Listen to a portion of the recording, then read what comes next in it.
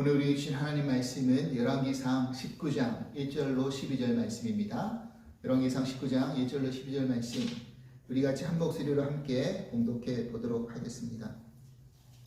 아합이 엘리야가 행한 모든 일과 그가 어떻게 모든 선지자를 칼로 죽였는지를 이세벨에게 말하니 이세벨이 사신을 엘리야에게 보내어 이르되 내가 내일 이맘때에는 반드시 내 생명을 저 사람들 중 한 사람의 생명과 같게 하리라. 그렇지 아니하면 신들이 내게 벌 위에 벌을 내림이 마땅하니라 한지라. 그가 이 형편을 보고 일어나 자기의 생명을 위해 도망하여 유다에 속한 브에세바에 이르러 자기의 사환을 그곳에 머물게 하고 자기 자신은 광야로 들어가 하룻길쯤 가서 한 로뎀 나무 아래에 앉아서 자기가 죽기를 원하여 이르되 여호와여 넉넉하오니 지금 내 생명을 거두시옵소서. 나는 내 조상들보다 낫지 못한 나이다 하고 로뎀 나무 아래에 누워 자더니 천사가 그를 어루만지며 그에게 이르되 일어나서 먹으라 하는지라. 본즉 머리맡에 숯불에 구운 떡과 한 병 물이 있더라. 이에 먹고 마시고 다시 누웠더니 여호와의 천사가 또 다시 와서 어루만지며 이르되 일어나 먹으라. 내가 갈 길을 다 가지 못할까 하노라 하는지라. 이에 일어나 먹고 마시고 그 음식물의 힘을 의지하여 40주 40야를 가서 하나님의 산 호렙에 이르니라. 엘리야가 그곳 굴에 들어가 거기에 머물더니 여호와의 말씀이 그에게 임하여 이르시되 엘리야야 내가 어찌하여 여기 있느냐. 그가 대답하되 내가 만군의 하나님 여호와께 열심히 유별하오니 이는 이스라엘 자손이 주의 언약을 버리고 주의 제단을 헐며 칼로 주의 선지자들을 죽였음이오며 오직 나만 남았거늘 그들이 내 생명을 찾아 빼앗으려 하나이다. 여호와께서 이르시되 너는 나가서 여호와 앞에서 산에 서라 하시더니 여호와께서 지나가시는데 여호와 앞에 크고 강한 바람이 산을 가르고 바위를 부수나 바람 가운데 여호와께서 계시지 아니하며 바람 후에 지진이 일어나 지진 가운데에도 여호와께서 계시지 아니하며 또 지진 후에 불이 있으나 불 가운데도 여호와께서 계시지 아니하더니 불 후에 세미한 소리가 있는지라. 아멘. 할렐루야. 오늘은 우리가 버려야 할 마음 세 번째 시간으로 낙심이라는 주제를 가지고 함께 은혜를 나누고 싶습니다. 여러분 번아웃 증후군이라는 말씀을 들어보신 적이 있으십니까? 어떤 사람이 자신의 직업이나 어떤 중요한 삶의 활동에 완전히 지쳐버린 상태를 번아웃 됐다라는 그런 표현을 쓰죠. 이 영어로 번아웃이라는 의미는 불에 타 버리듯이 아무것도 남아있지 않은 상태, 소진한 상태를 말하는 것입니다. 우리말로 이야기하자면 탈진이라고 이야기할 수 있겠죠. 혹시 여러분들 중에서 지금 이러한 증상이 있다라고 한다면 아마 탈진일 가능성이 높을 수 있습니다. 또 불면증이라든지 체중의 감소라든지 또 식욕부진, 두통, 또 위장장애, 잠을 자고 쉬어도 피로감이 계속되거나 잠깐 휴식을 취하고 휴가를 가더라도 잠깐 피로감이 해소될 뿐이지 완벽하게 해소되지 않는 거라든지 우울 상태가 계속되고 권태감에 빠져 있다라는 느낌이 든다면 아마도 탈진의 가능성이 높다라는 것입니다. 혹은 우리가 감정적으로 하루에 갑자기 버럭는다든지 아니면 쓰지 말아야 될 아주 분개한 표현을 한다든지 만사가 귀찮고 혼자 있고 싶다든지 원래는 내가 호의를 가지고 대해야 될 사람도 갑자기 무례하게 태도와 그런 행동을 취한다든지 이러면 이런 현상들이 우리 육신의 탈진을 넘어서 영적인 그런 탈진에까지 이르게 만들 수 있다는 사실입니다. 우리가 이런 육신의 탈진과 영적인 탈진을 벗어나지 못하고 디프레션에 계속 빠져 있으면 우리의 마음이 낙심으로 빠져들게 되어 있다는 것입니다. 그리고 이러한 낙심의 상태가 계속 지속되다 보면 더 나아가서 극단적인 선택을 하는 경우도 왕왕 있습니다. 오늘 우리가 읽은 본문의 엘리야가 바로 여호와 앞에 죽기를 강구하는 모습이 바로 그런 경우라고 볼 수 있는 것이죠. 그렇다면 우리가 어떻게 해야지만이 이 영적 탈진으로부터 오는 낙심의 마음을 회복할 수 있을까요?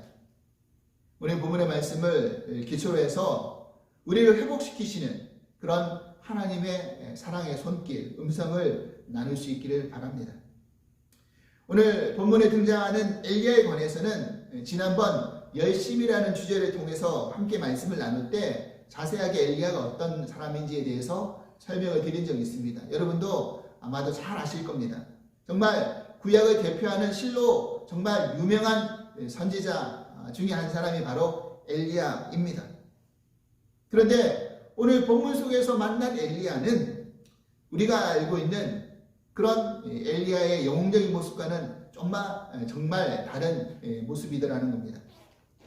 만약 엘리야의 행적이 열왕기상 18장으로 끝났다고 한다면 우리에게 기억되어지는 엘리야는 영웅적인 선지자의 모습의 엘리야일 것입니다.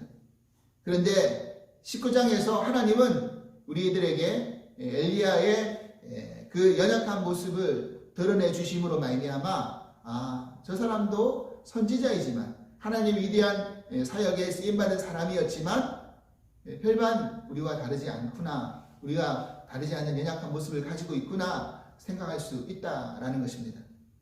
우리가 엘리야를 이야기할 때 신약 성경의 야고보서는 이런 부분을 우리들에게 알려주고 있습니다. 야고보서 5장 17절 상반절에 이런 표현이 있습니다.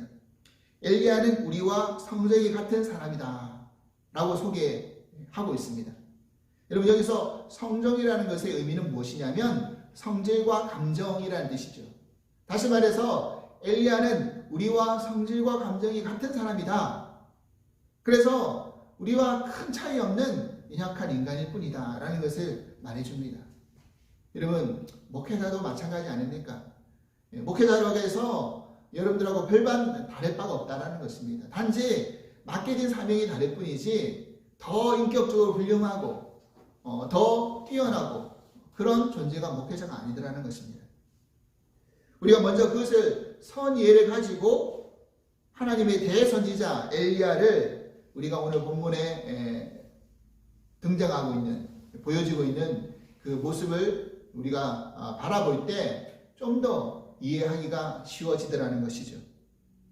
오늘 본문의 사건은 바알과 아세라 신을 섬기는 선지자들과 850대 1의 싸움에서 엘리야가 승리를 한 다음에 하나님께 간구하여서 3년 6개월 동안 내리지 않던 비가 내리게 되어지는 그 사건 후에 일어났던 내용입니다.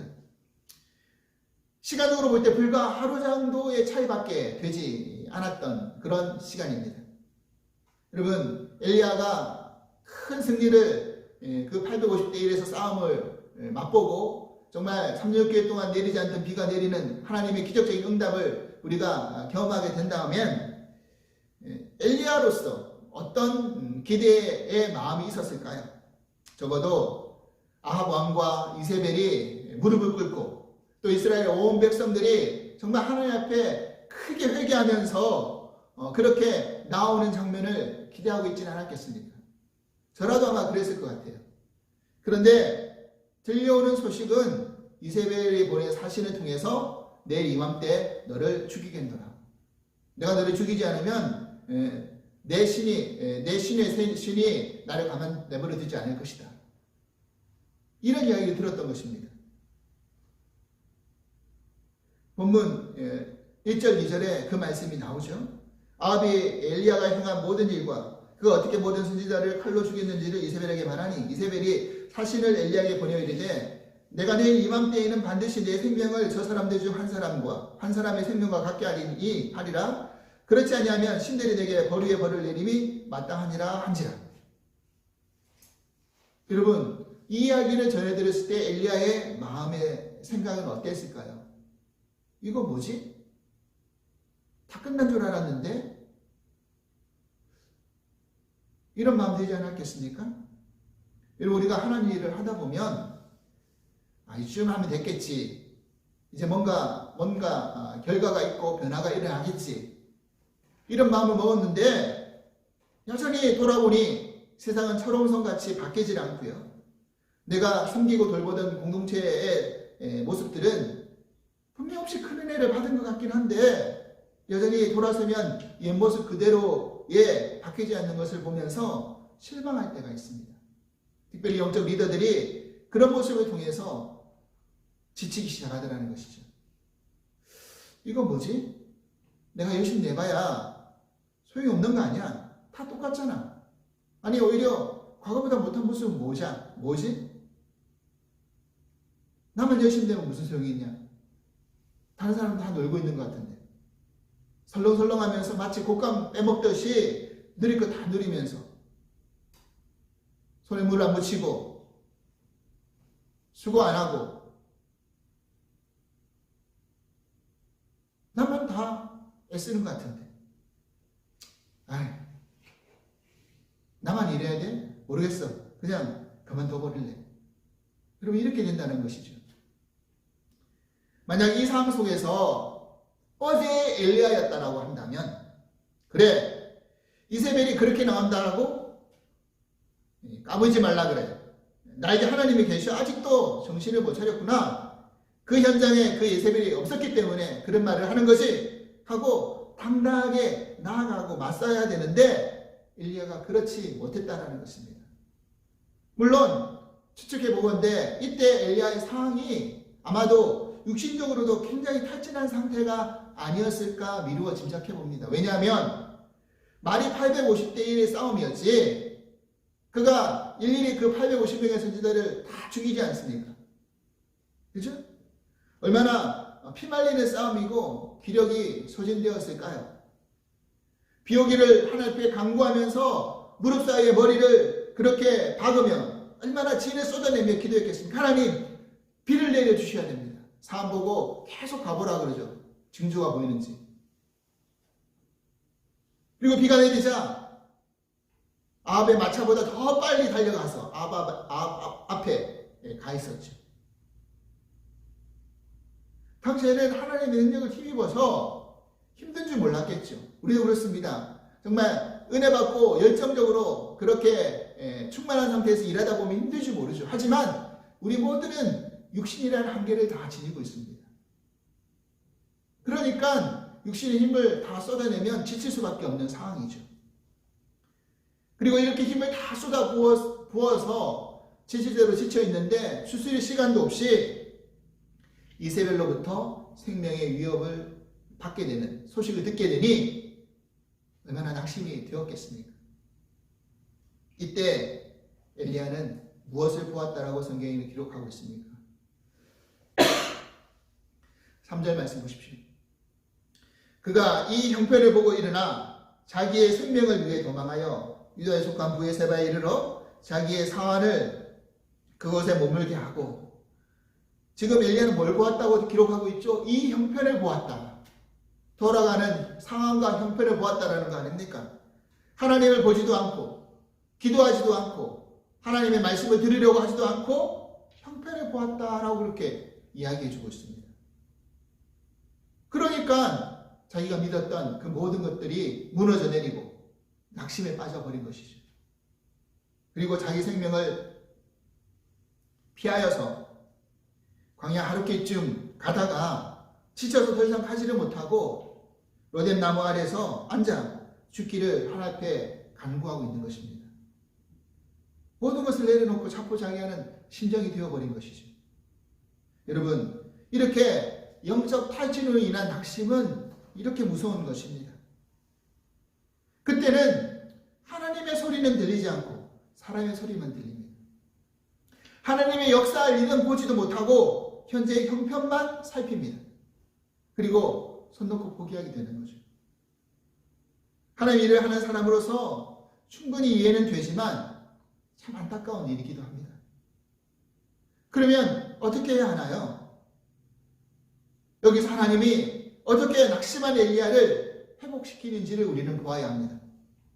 이 회복의 은혜가 현재 우리 가운데 영적으로 탈진되어 있고 낙심되어 있는 그런 분들이 계시다고 한다면 그 하나님의 일으키는 그 능력의 손길을 우리가 함께 경험할 수 있기를 바랍니다.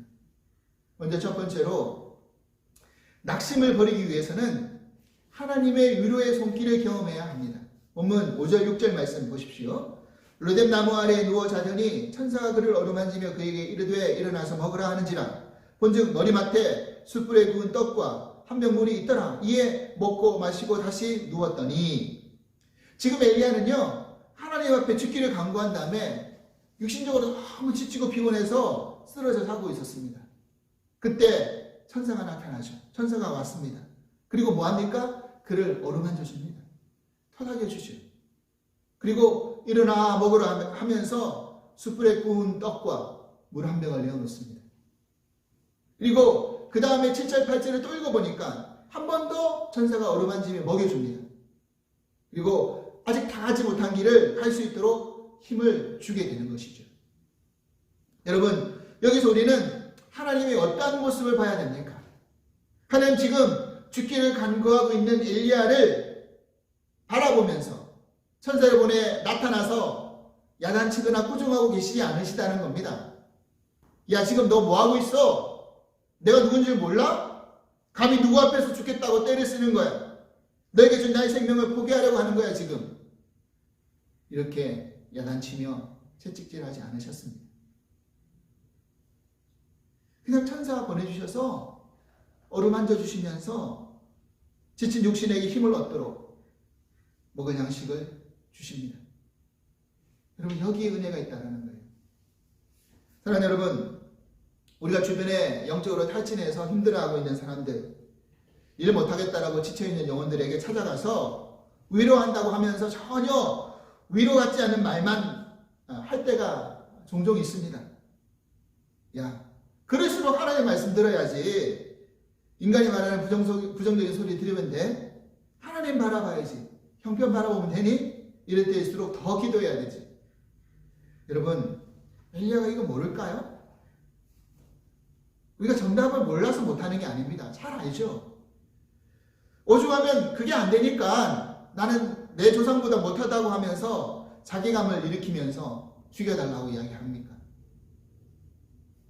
이럴 때는 말로서 정답을 이야기하는 게 먼저가 아니라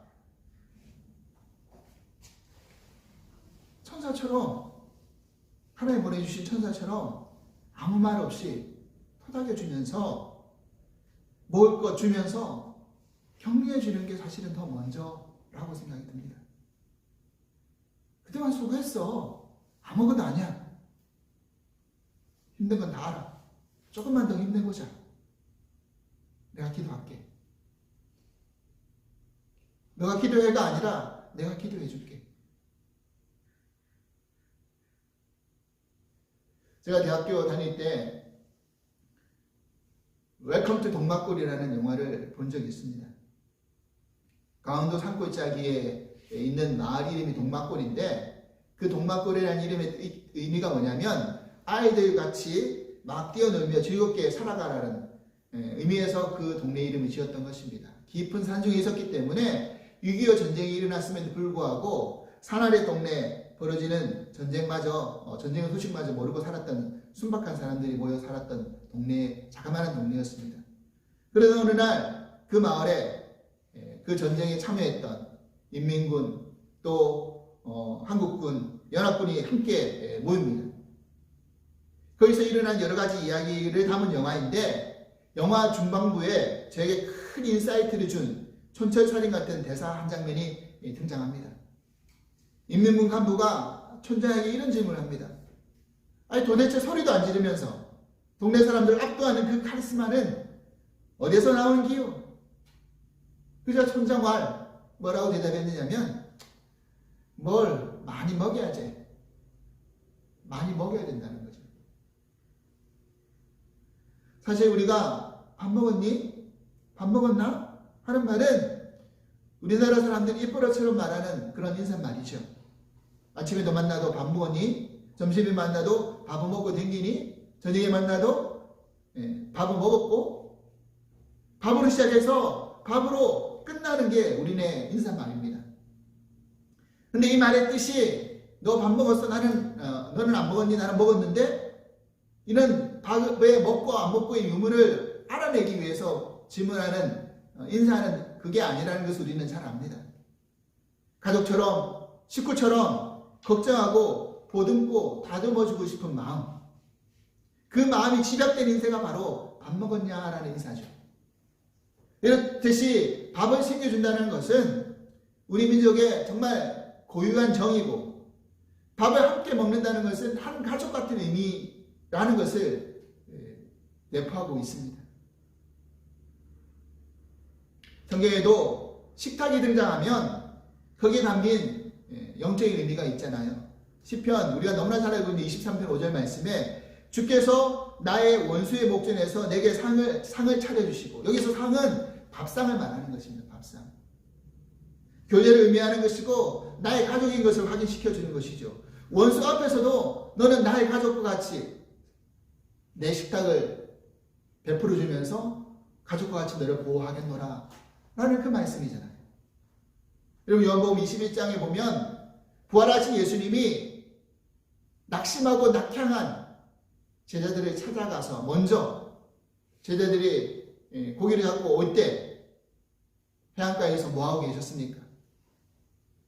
떡과 생선을 구워가지고 조반으로 제자들을 먹입니다. 똑같은 원리죠. 이 모든 것이 너는 이제 나의 가족이다, 나와 교제하자, 이런 의미가 담겨져 있다는 것입니다. 하나님의 천사가 엘리에게 나타나 숯불로 구운 떡을 주고 물을 주는 의미도 동일하다는 거예요. 그래, 힘들었지?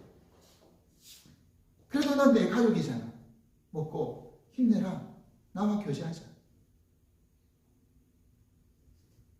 이런 하나님이 먹이시는 의의 손길을 경험했기 때문에 엘리야가 다시 힘을 얻고 그렇게 40주 40야를 걸어서 하나님의 산 호렙으로 향해 갈 수 있었던 것입니다. 두 번째, 낙심을 버리기 위해서는 세미하게 들려주시는 하나님의 말씀을 들어야 한다는 것입니다. 여러분, 지금 엘리야 시대는 종교적 상황으로 봤을 때 어떠한 시대였습니까? 아합 이방 여인 이세벨을 왕비로 맞이하여서 그 여인이 가지고 온 그 이방 신을 함께 믿게 되는 종교 혼합주의에 빠져버렸습니다. 그 종교 혼합주의는 결국 어디로 몰고 갔느냐 하면 종교 열광, 광란, 이런 패턴으로 몰고 갔습니다. 그래서 이방 신상 앞에 절할 때, 제사 드릴 때 서로 난교하고 자해하고 이런 일들이 비일비재했던 것입니다. 누구든지 우리에게 수확을 많이 주는 신, 다산을 많이 하게 해주는 신, 나에게 축복해 해주는 신이 내가 믿는 신이야.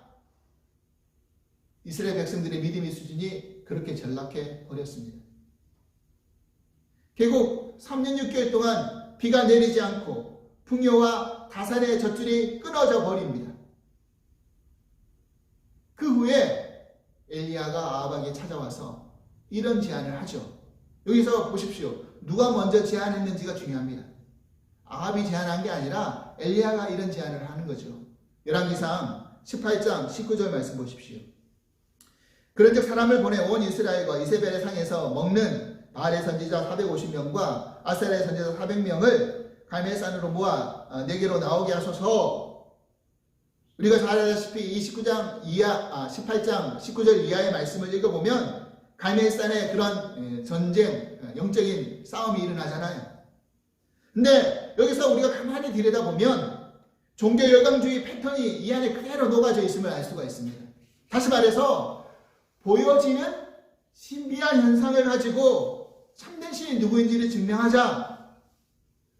이것은 사실 어떻게 보면 올바른 신앙의 형태가 아닐 수 있다는 거예요. 엘리야도 자기도 모르는 가운데 그런 시대의 흐름에 편승해버렸을 수도 있다는 것입니다. 엘리야의 제안에 따라서 송아지를 잡아서 각을 뜨고 먼저 불이 내려와 재물이 불살라지면 그 신이 참신이다라는 룰을 정합니다. 그 상황 속에서 바알의 선지자들이 열광하며 광란의 모습을 보이죠. 늘 그래 왔듯이. 근데 응답이 안 되니까 자기 몸을 자해하고 더 미쳐 날뛰입니다. 그런데 그 상황 속에서 공통되는 현상이 하나 있다는 것입니다. 18장 26절하고 29절 말씀 보겠습니다. 그들이 받은 송아지를 가져다가 잡고 아침부터 낮까지 바알의 이름을 불러 이르되 바알이여 우리에게 응답하소서 하나 아무 소리도 없고 아무 응답하는 자도 없으므로 그들이 그 쌓은 제단 주위에서 뛰놀더라. 이같이 하여 정오가 지났고 그들이 미친 듯이 떠들어 저녁 소재들이 때까지 이르렀으나 아무 소리도 없고 응답하는 자가 돌아보는 자가 아무도 없더라. 여기서 뭐가 반복되고 있습니까? 아무 소리도 없었다. 이 단어가 반복되잖아요. 즉 지금 엘리야 시대가 그런 시대라는 거예요. 종교 혼합, 종교 열광, 광란으로 흘러가는 이 시대 속에서는 하나님의 음성이 끊어진 시대라는 것을 그대로 대변해서 보여주고 있다는 것입니다. 지금 엘리야에게도 하나님이 나타나셔서 불러서는 응답하시지만 거기에도 한 가지 없었던 것이 있었습니다. 성경에 기록되지 않음으로 우리들에게 알려주고 있는 것이 뭡니까? 여호와의 음성이 들리지 않았다는 것입니다. 우리가 이 장면을 기억하면서 다시 본문으로 돌아와 보면 이제 그 후에 엘리야에게 먹을 것을 주고 힘을 얻어서 40주야를 걸어서 이제 하나님의 산 호렙산에 이르렀는데 엘리야가 거기서 뭐합니까? 동굴에 들어가요. 여전히 아직은 추스리지 못합니다. 그때 하나님이 엘리야에게 너가 어찌하여 여기 있느냐라고 물어보시면서 엘리야를 여호와 산 앞에 세우십니다. 그러면서 세 가지를 보여주시죠. 뭘 보여주셨습니까? 강한 바람이 산을 가르고 바위를 부수는 장면, 지진이 일어나는 장면, 지진 후에 불이 일어나는 장면. 그런데 그 장면들마다 여호와는 계시지 않았다라고 성경에는 기록하고 있습니다. 그리고 그 불이 일어난 후에 세미한 하나님의 소리가 들려집니다. 하나님의 음성이 들린 거죠. 여러분 여기에 세미한 소리라는 이 히브리어 단어가요. 콜 데마마 다카라는 단어로 쓰여집니다. 근데 이 의미가 석공이 돌을 쫄 때 내는 신의 조각 소리라는 그런 히브리어 의미가 있다고 합니다. 주석을 읽어보니까. 근데 성경 가운데 이런 소리가 들렸던 적이 있었죠. 그게 언제입니까?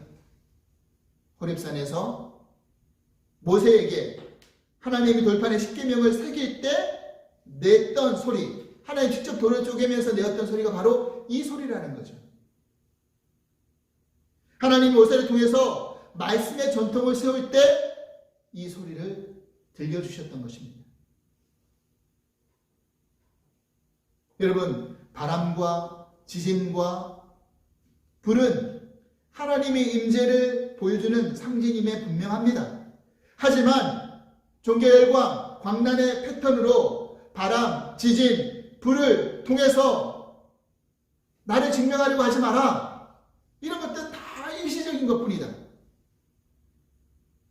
그런데 하나님은 이런 세상적인 여러 가지 우리를 놀라게 하는 현상 가운데 나타나는 것은 아주 특별한 경우일 뿐이지 대부분은 다 세미한 음성으로 우리들에게 나타나실 때가 더 많다는 것입니다. 우리의 삶의 진정한 변화는 우리의 눈에 나타나는 그러한 기적적인 경험과 체험이 아니라 우리 마음속에 말씀하시는 주님의 음성이라는 것을 잊어서는 안 되는 것입니다. 주여, 이 시간에 내게 말씀해 주십시오. 내가 그 음성을 듣기 원합니다. 그 음성을 듣고 내가 힘을 얻고 다시금 믿음으로 일어나 주님의 영광을 위해서 헌신하기 원합니다. 사람을 진정으로 변화시키는 것은 이와 같이 신비한 외적인 현상이 아니라 말씀으로 주님 앞에서 변화받는 것입니다. 바리새인들이 예수님 앞에 표적을 보여달라고 했을 때 예수님이 하실 수 있음에도 불구하고 그런 일을 하지 않으셨습니다. 내가 보여줄 표적은 요나의 표적밖에 없다.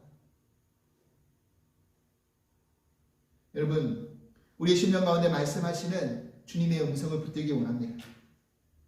하나님의 소리가 끊어진 이 시대에 다시 하나님의 말씀으로 돌아와야 합니다. 하나님이 말씀과 멀어져 낙심하고 있는 엘리야를 다시 모세의 전통의 말씀 앞에 세우시는 것처럼 너희들도 말씀 앞으로 돌아와야 된다. 이 이야기를 해주고 있는 것입니다. 그러나 여러분, 우리가 우리의 영적인 낙심에서 어떻게 이길 수 있겠습니까? 말씀으로 찾아오신 하나님을 만나야 합니다. 다시 말씀으로 돌아가서 나에게 위로하시고 소망을 주시는 그 하나님의 음성을 들으실 수 있기를 간절히 바랍니다. 끝으로 우리가 낙심을 버리기 위해서는 나 혼자가 아님을 깨달아야 합니다. 오늘 본문 우리가 읽지는 않았지만 13절 14절 말씀 읽어보겠습니다. 엘리야가 듣고 겉옷으로 얼굴을 가리고 나아가 그러기에 섬의 소리가 그의 이마에 이르되 엘리야야 내가 어찌하여 여기 있느냐? 그가 대답하되 내가 만군의 하나님 여호와께 열심히 유배하오니 이는 이스라엘 자손이 주의 언약을 버리고 주의 제단을 헐며 칼로 주의 선지자들을 죽였음이며 오직 나만 남았거늘 그들이 내 생명을 찾아 빼앗으려 하나이다. 지금 엘리야가요 하나님의 그 세미한 소리를 듣고 난 다음에 앞서서 했던 말을 반복합니다. 이 말 똑같은 말을 반복하거든요. 근데 여기서 엘리야가 강조하는 게 있어요. 뭘 강조하냐면 나만 남았습니다. 나만 남았습니다. 근데 사실 깨닫고 보면 어떻게 너만 남았냐? 임마누엘 하나님이 너와 함께 하고 있지 않았느냐? 하나님 늘 말씀 가운데 함께 해주셨는데 엘리야는 그걸 깨닫지 못했죠, 사실은. 그런 엘리야에게 하나님은 어떤 말씀을 해주시고 계십니까? 하나님은 엘리야에게 새로운 사명을 부여하시죠. 하사엘을 아람의 왕으로 세우게 하시고 예후를 이스라엘 왕으로 세우게 하시고 또 엘리야의 사명을 대신할 후계자로 엘리사를 세우도록 명령하십니다. 새로운 사명을 주세요. 그 사명이라는 게 이방 나라 왕도 세우고 이스라엘 왕도 세우고 또 자신의 영적인 후계자도 세우는 그 일을 너가 아직 할 일이 남아있다. 이야기를 해주고 있는 것입니다. 여러분, 우리들의 어떤 힘든 일이 찾아오고 환경의 어려움이 부딪혀서 낙심될 때 그때 우리에게 들려준 주님의 음성을 붙들고 주님이 아직 나에게 남겨주신 사명이 있다는 것을 깨달을 수 있기를 바랍니다. 그 사명 때문에 우리가 일어나는 거예요. 그 사명 의지하고 우리가 일어날 수 있는 겁니다. 그리고 주님이 함께 하십니다. 영적으로 회복하고 그 주님이 우리와 함께 하시는 그 힘을 붙들고 전진해 나갈 수 있기를 바랍니다. 하나님이 또한 엘리야에게 한 발 더 나아가 용기와 격려를 대해주시는 말씀이 하나 더 있었습니다. 이것은 너 혼자가 아니야 라는 말씀이었습니다. 열왕기상 19장 18절에 이렇게 되어 있죠. 그러나 내가 이스라엘 가운데 7,000명을 남기리니 다 바알에게 무릎을 꿇지 아니하고 다 바알에게 입맞추지 아니한 자니라. 엘리야는 그전까지 나 혼자뿐입니다. 외로움에 절망에 낙심에 빠져 있었습니다. 그런데 하나님 말씀하시기를 너 혼자 아니야. 바알에 무릎 꿇지 않은 자가 7,000명이나 있어. 너희 동역자가 있단 말이야. 그렇게. 여러분, 저도 이 단독목회 선교교회 개척교회 하면서 교인도 많지 않고 얼마 없는 이 과정 속에서 힘들 때마다 힘이 되어지는 게 있습니다. 뭐냐면 비록 이 자리에 함께 하지 못하지만 인터넷으로 예배드릴 주신 분이 계시고 또 기도해 주신 분들이 계시고 한국에서도 저희 부모님 늘 깨어서 기도해 주시고 늘 걱정해 주시고 기도하시고 도와주시는 그런 기도의 동역자, 믿음의 동역자들이 있다라는 것, 그것이 큰 위로가 됩니다. 너 혼자 아니다. 하나님이 함께 하실 뿐만 아니라 그런 동역자들이 있다라는 것을 우리에게 말씀해 주고 계십니다. 사랑하는 여러분, 아무리 세상이 변하지 않고 믿음의 공동체가 변하는 것이 더딘다 할지라도 그 형편을 바라보며 무릎 꿇지 않고 영적으로 낙심하는 이들에게 우리가 손에 손잡고 내가 기도의 동역자, 믿음의 동역자로 함께 해줄게 라고 그렇게 우리가 함께 나아갈 수 있다고 한다면 우리 낙심을 그렇게 이겨낼 수 있지 않겠습니까? 오늘 하나님이 들려주시는 이 소망과 위로의 말씀을 붙들고 우리 낙심을 이겨낼 수 있는 저와 여러분 될 수 있기를 주님으로 간절히 기도합니다. 하나님 아버지 감사합니다. 때로는 그러고 싶지 않다 할지라도 상황과 형편을 바라보며 낙심할 때가 있습니다. 여전히 변화되지 않는 모습 속에서 실망할 때도 있습니다. 그런데 그런 나 자신을 하나님이 외면하지 않으시고 찾아오셨습니다. 어루만져 주십니다. 먹을 것을 챙겨주십니다. 그리고 다시 세미한 음성을 들려주시며 하나님의 사명을 맡겨주십니다. 그리고 너 혼자 아니야. 내가 있고 너와 함께하는 믿음의 동역자들이 있어 라고 우리들에게 말씀해주고 계십니다. 오늘 그 말씀 붙들고 다시 용기를 얻고 힘을 얻고 하나님의 사명 완수할 때까지 충성을 다하고 최선을 다할 수 있는 저희들이 되게 하여 주시옵소서. 감사하며 예수 그리스도 이름으로 기도합나이다. 아멘.